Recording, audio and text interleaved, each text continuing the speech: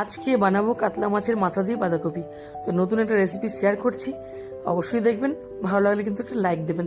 তো এখানে দেখুন কি কি নিয়েছি। এখানে আমি ধনে জিরে নিয়েছি, আর নিয়েছি আদা, শুকনো লঙ্কা। এগুলো একটু ধুয়ে পরিষ্কার করে বেটে নিচ্ছি। বাটা রেডি। এদিকে একটা মাছের মাথা নিয়েছি বড় সাইজের, আগের থেকে পরিষ্কার করে নিয়ে এসে রেখেছি।